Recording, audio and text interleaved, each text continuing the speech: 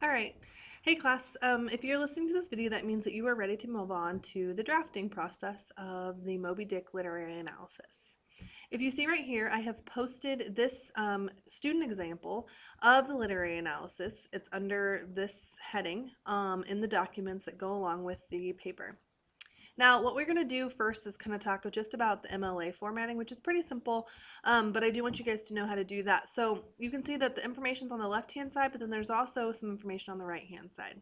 So when you open up a new blank document, essentially all you're going to do is to begin typing in, it'll go your name here. You're going to put a space. You're going to put Mrs. McKenna, because that's my name.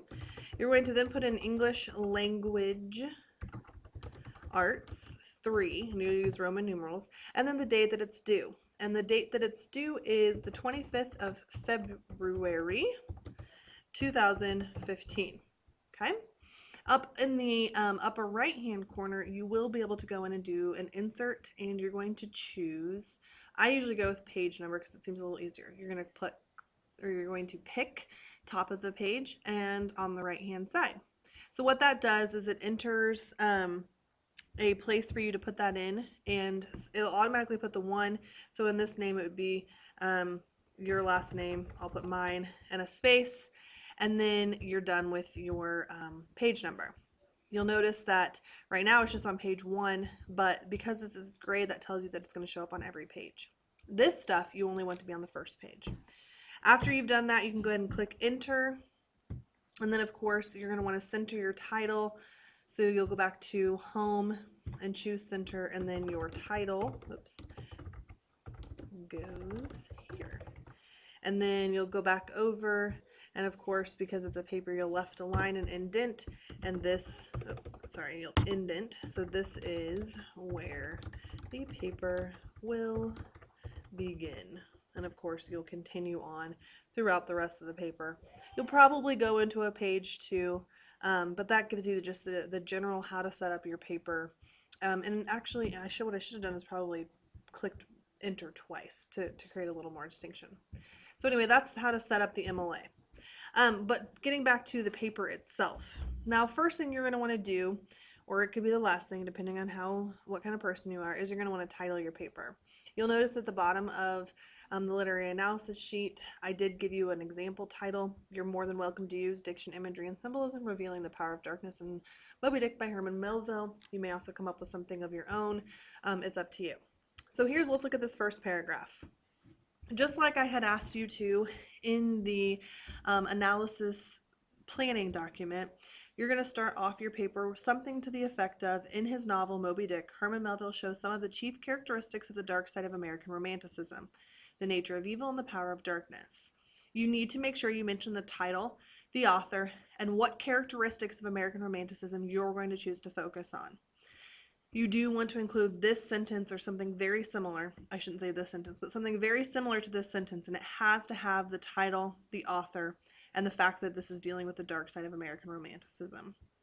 Then you're going to notice that here, the author goes through and the author of this essay goes through and gives just a brief plot summary in 2 to 3 sentences. And they say, after a white whale named Moby-Dick takes off one of his legs, Captain Ahab reveals to the crew of his ship Pequod, which is seemingly a routine whaling voyage, the true purpose of their voyage, to hunt Moby-Dick to his death. And you see that, and they include that quote, you don't have to do that in your introductory paragraph, but you're more than welcome to.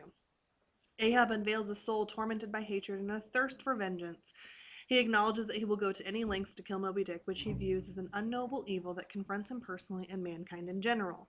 Notice that only took 3 sentences, and this person has sufficiently summed up the entire book.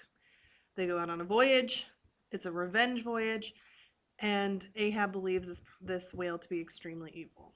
You'll notice that the green highlighted is the thesis, which again was provided on your analysis sheet. But if you look at it, it says, in the novel, Melville uses diction, imagery, and symbolism to reveal Ahab's feelings of Moby-Dick as evil. So, again, 3 parts. Melville, the author, does what? He uses diction, imagery, and symbolism to show us what?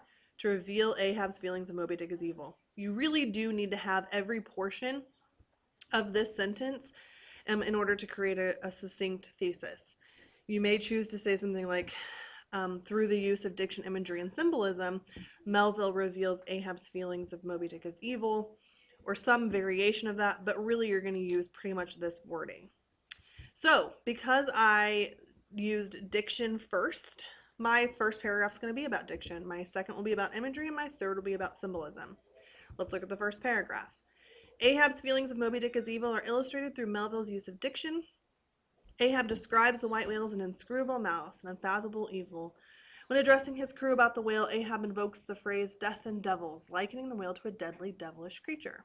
Further, Melville writes that Ahab would chase the whale around the world and even through perdition's flames if necessary, solidifying the idea that Ahab regards the whale as evil by depicting Ahab's quest for vengeance as a journey through metaphorical hell. Notice there are 3 specific quotes given to support the idea of diction being used. Also notice that there's a lot of sentence variety. For instance, this sentence starts off with kind of an introduction, describes the white whale as an inscrutable malice, and explains what inscrutable malice is. This one sort of does the same thing. When addressing his crew, he invokes this phrase. And again, this one goes through, and further Melville writes that Ahab would chase the whale around through perdition's flames. So there's a lot of variety. It doesn't just go words, meaning, words, meaning, words, meaning. It's integrated seamlessly into the writing, and they have done a very sufficient job of describing what each one of these phrases means and why it is that Ahab believes Moby-Dick to be evil. Moving on to the second paragraph, we're going to see a transition here. The idea of Moby-Dick as evil is reinforced by Melville's images of a menacing brute. So introducing the idea of, now we're talking about imagery. Ahab tells his crew that the whale fantails like a split jib in a squall, or it swims like a torn sail in a storm. From previous skirmishes with men, the whale carries many iron in him hide, and harpoons lie all twisted and wrenched in him. Moby-Dick is almost supernatural. The whale is curious and mighty quick, and his tongue is a big one like a whole shock of wheat. His spout is a big one like a whole shock of wheat. Melville uses all these images to reveal, at least for Ahab, an immensely strong and deliberately malicious creature. So here again, look at the sentence variety. The quote is given here and followed up with information, but you notice in this quote, the person goes in front loads and tells us that it was with previous skirmishes that these 2 things happened. Iron was left and harpoons were all twisted. And they end on that idea because they've already told us that we know now Moby-Dick has been involved in previous skirmishes. Finally, employing symbolism, Melville is trying to communicate Ahab's vision of Moby-Dick as evil. For Ahab, the whale represents a wall that imprisons him, making a stern, joyless, and obsessed man. He feels he must overcome that wall. How can the prisoner reach outside the wall except by thrusting through the wall? To me, that white whale is the wall shoved near to me. Ahab regards the whale as a dark creature, as death itself, death with a capital D, as in the jaws of death. Ahab says, "It is these deathly jaws from that accursed white whale that raised me." Ahab reckons that a deadly curse accompanies the whale that took off one of his legs. So again, transitioning, mentioning the idea that we're going to talk about symbolism next and how it shows Ahab's vision of Moby-Dick as evil, giving us the prison wall as 1, the jaws of death as 2, and the white whale being the accursed white whale, the deathly jaws, as 3, symbols of why Ahab believes Moby-Dick to be evil. Finally, let's look at the conclusion.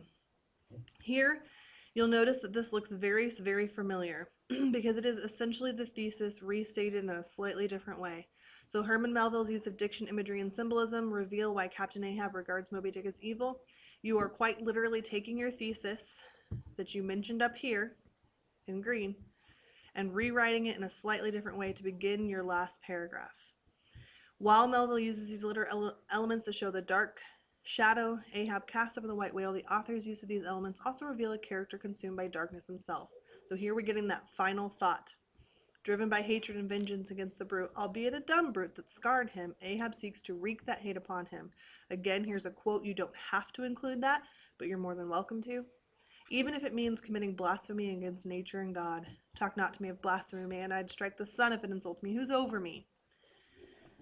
Moby-Dick Moby-Dick's Captain Ahab, in his obsession for revenge, commits the unpardonable sin of forsaking the heart for the intellect, a sin that ultimately leads to his physical and spiritual ruin.